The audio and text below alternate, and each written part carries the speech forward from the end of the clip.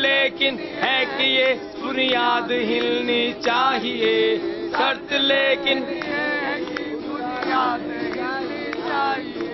सिर्फ हंगामा खड़ा करना मेरा मकसद नहीं, सिर्फ हंगामा खड़ा करना मेरा मकसद नहीं, सारी कोशिश है कि ये सिस्टम बदलना चाहिए, मेरी कोशिश है कि ये सिस्टम बदलना चाहिए, है कि ये सिस्टम बदलना चाहिए, मेरी कोशिश है कि ये सिस्टम बदलना चाहिए, मेरी कोशिश है कि ये सिस्टम बदलना चाहिए, मेरी कोशिश है कि ये सिस्टम बदलना चाहिए, मेरी कोशिश है कि ये सिस्टम बदलना चाहिए, मेरी कोशिश है कि ये सिस्टम बदलना चाहिए। चलिए, सिस्टम बदलने की बात हो रही है, कम से कम राजनीति की शक्ल तो जरूर बदलने की कोशिश और कवायद यहां पर शुरू कर दी है और उस कोशिश में कुछ हद तक कामयाबी भी मिल रही है। यहां पर अरविंद केजरीवाल को एक अलग ही तरह की राजनीति यहां पर देखने को मिल रही है, जो शायद इससे पहले कभी देखी हो। अनिल भारद्वाज हमारे साथ हैं। अनिल जी, अब तो सरकार बन रही है, आप भी समर्थन दे रहे हैं। पहले कह रहे थे कि बिना किसी शर्त के समर्थन है और अब शीला दीक्षित कह रही है शर्त के साथ समर्थन है, तो जब सरकार बन जाएगी तब कैसा समर्थन होगा? देखिए, हमने आउटसाइड सपोर्ट की बात की है, जो शीला जी ने भी की है, जो हमारी नेता हैं। मैं ये कहना चाहता हूं कि जब हम कोई भी काम नए तरीके से होता है तो उस तरीके के लिए नए प्रयोग राजनीति में कर रहे हैं श्री अरविंद केजरीवाल जी। हमने उनको रास्ता मुहैया कराया है, हमने उनको ट्रैक दिया है कि वो उस पर काम कर पाएं और जो जनता से उन्होंने वायदे किए हैं उसको पूरा कर पाएं। हम उनका सहयोग कर रहे हैं। आपने ट्रैक दिया है कि गाड़ी पूरी फिसल जाए इसलिए, डीरेल हो जाए इसलिए, या फिर ट्रैक दिया है कि गाड़ी सरफट दौड़ सके इसलिए? कैसा ट्रैक देने वाले हैं आप? नहीं, देखिए, हमने शुभकामनाएं भी दी हैं और हम चाहते हैं कि दिल्ली की जनता को ये जो चुनी हुई सरकार अब मिल रही है, ये उनके दिल्ली की जनता की आकांक्षाओं को पूरी करे और उस पर खरी उतरे। तो हमारा पूरा समर्थन इनके साथ है और ये हमने कहा है कि अच्छा काम जनता के लिए करें, इसके लिए हमने रास्ता दिया है। उसमें फिसलने जैसी कांग्रेस की ओर से रामलीला मैदान में कौन कौन शामिल होगा शपथ ग्रहण समारोह में केजरीवाल जी के? देखिए, जो श्री केजरीवाल जी का जो शपथ ग्रहण समारोह है, किन लोगों को इनविटेशन आता है, क्या है, क्योंकि हमारी सपोर्ट आउटसाइड है, हम सरकार में सम्मिलित नहीं हो रहे हैं और ये तय करना जो है, जो विधायक दल को जिसको निमंत्रण पत्र मिलेगा, तो ये उनके ऊपर है, विधायक दल के ऊपर, कि कौन कौन उस शपथ ग्रहण में जाएंगे। जी, चलिए, फिलहाल सब लोग अच्छी अच्छी बातें कह रहे हैं और तमाम लोग चाहते हैं कि अरविंद जिस तरह से राजनीति की शक्ल बदल रहे हैं तो कहीं ना कहीं सरकार भी चलाएं। लेकिन अगर हम तमाम वरिष्ठ पत्रकारों की और पॉलिटिकल एक्सपर्ट की बात माने तो वो कह रहे हैं कि 6 महीने तक तो कम से कम ये सरकार चल सकती है, लेकिन अगर 6 महीने बाद कांग्रेस ने समर्थन वापस ले लिया तो फिर क्या होगा? तब कैसे बनेंगे नए समीकरण, जरा उसको टटोलती देखिए ये रिपोर्ट। दिल्ली में सरकार बनाने के लिए तैयार है। दिल्ली के दंगल का सस्पेंस भले ही अब खत्म हो चुका हो, लेकिन इसकी आगे की राहें किसी पहाड़ सी चुनौती से कम नहीं है।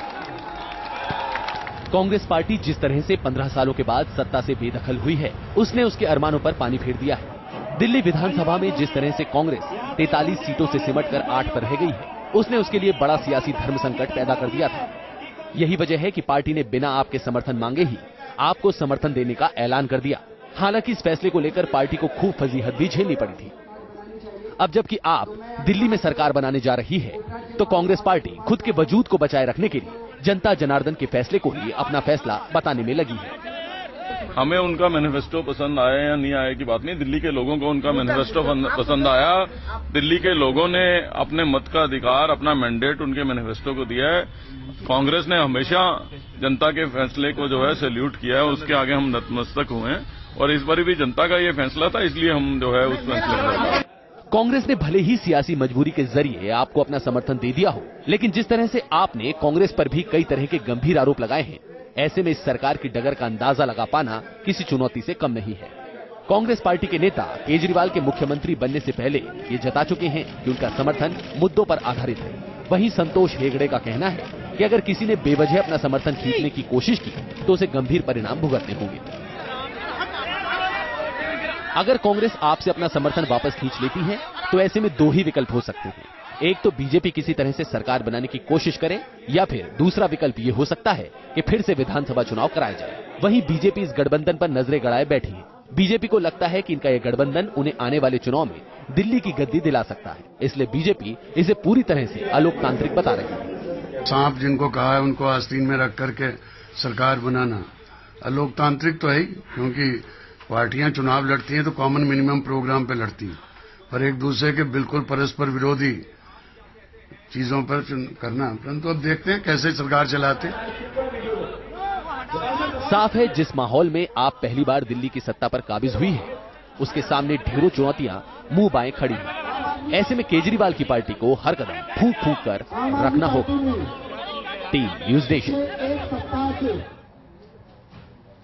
चलिए, तो आपके वादे का क्या होगा, इसी को हम टटोलने की कोशिश कर रहे हैं। और इसी बीच इन तमाम सवालों के साथ न्यूज़ नेशन की टीम C4 के साथ एक सर्वे भी कराने की हमने कोशिश की, और उसके नतीजे आपको बता दें क्या था। शनिवार को ये सर्वे हुआ था 21 तारीख को, और सवाल पूछा था कि क्या लगता है केजरीवाल ने अन्ना को धोखा दिया। तो 42% लोगों ने कहा हाँ, केजरीवाल ने अन्ना को धोखा दिया। 47% की राय नहीं थी। 11% ने कहा कि कुछ राय नहीं रखते हैं, इस पर कुछ कह नहीं सकते हैं। पूछा गया कि क्या अगर फिर से चुनाव होते हैं तो वोट किसे देंगे। कांग्रेस को 18%, बीजेपी को 36%, और यहां पर जो झाड़ू है, आम आदमी पार्टी का शेयर जो है वो 43% हो गया है।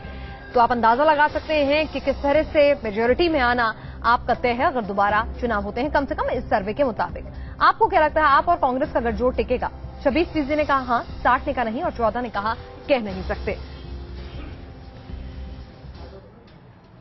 शेष नारायण जी, दिल्ली वाले से किसी से भी उठा के पूछ लीजिए, बहुत ज्यादा आश्वस्त नहीं है इस गठबंधन को लेकर।